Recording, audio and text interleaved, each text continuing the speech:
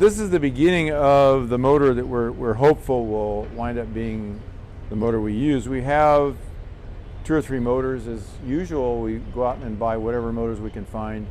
You never know what will be missing. You never know what will be functional and non-functional. So the best thing to do is buy motors when they're inexpensive if you can. And the saloons that Daimler made also shared the motor that came in the SP.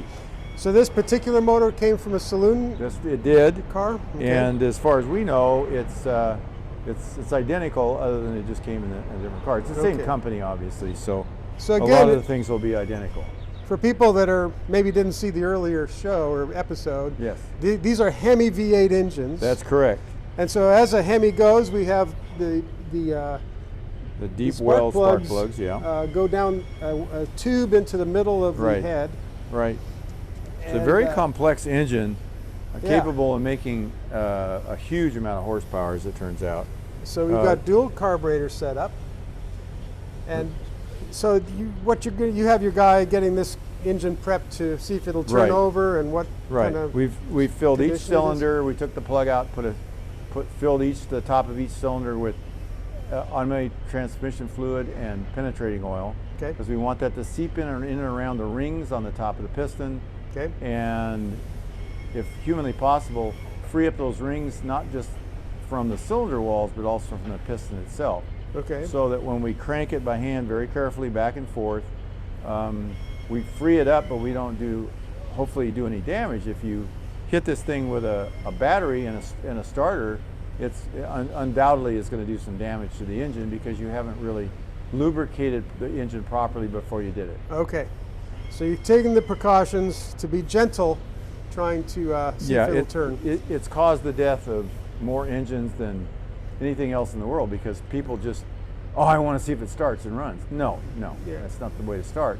You start by giving it a fair chance by putting penetrating oil and ATF in the cylinders such that the thing can actually work itself loose. And you got to take your time. It may take a week, and then by hand you turn the crank with a breaker bar, just barely, and if it moves easily, well, okay, make a little bit more movement, but you sneak up on it. I see. You don't gorilla it, as they say in racing. Now, how are you set up as far as parts and accessories for this thing? Well, we've located a builder that can build it. It's not a particularly complicated engine. The parts are all available. They have a surprising number of people that are collecting the SP250s now and restoring them, and quite a good support group. There's an outfit in England, or a couple of outfits in England, that have a very large stock of all the parts that are required, not only for the engine but for the rest of the car as well. Right. Yeah. So look at that. There it is. So so at this point we're just going slow, making sure give it a try. And now, is this the only chance you have, or do you have other possibilities? No, we have 2 other engines, and if one of them has a weakness, we're hopeful that the other one, for instance, we can take a head off of one and put it on this one if it has a problem with the head. It's like always, you try to buy 3 or 4 engines and you wind up with... Take the best of whatever pieces. Take the best of everything and make a engine, then hang on to this stuff. Yeah. But for what I'm told, there's just about nothing for this you can't buy brand new.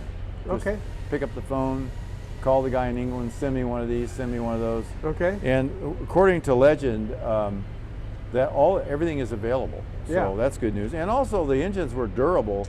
I just got through reading some of the reports back in the day when these engines just came out on the street, and they were getting 100,000 miles out of them. Which is back in that day was that was very unusual to get that. But the engine had already been developed and used in other cars that Daimler built, and so the development work had already been done.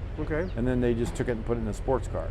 Which is a good thing. It's just the same way that Cobra was magically successful. Because it had an established chassis and a bulletproof motor, and this car was very successful in racing. In fact, it won the national championship in its class. So we know that it was a very capable car. Yeah, so there's actually some great stories to these things. Apparently. Yeah, there really are, and the more I dig into it, the more we're finding out that this really is a very credible car.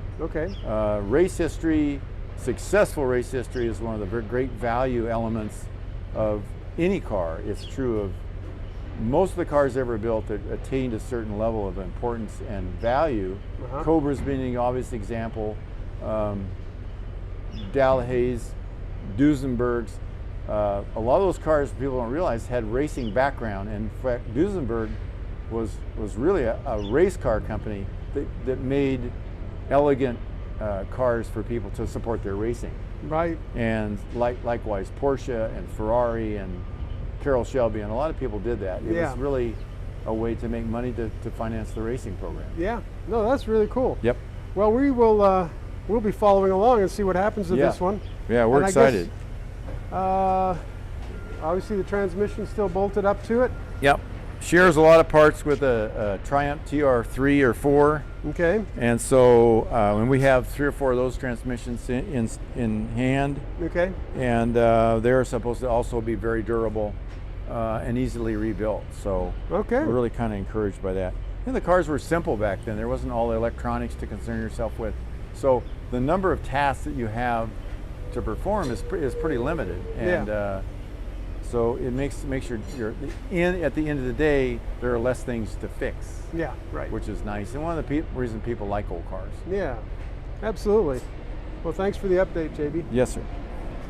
You get an old car, it's been sitting for 30 years, and the first thing you do is check the oil. Well, well, listen, where do you think that the sludge is going to go? To the bottom of the engine. To the bottom of the engine, and that thing is going to pull. Oh my God, it's clear. Yeah. Well, no, what did you think it was going to be? It had oil on it. It's just I've never seen one that wasn't crystal clear. If it's been sitting for 20 years. Yeah. But you go down the bottom, and see, that's the problem is, if instead of just taking the pan down, get rid of the sludge and put it back, yes, the oil is clear. Yeah. But as soon as you hit the oil pump, it's going to suck all that back up. Another reason not to start the car until you've done this stuff. Don't do that. Don't go there. Right. Very good. Slap yourself.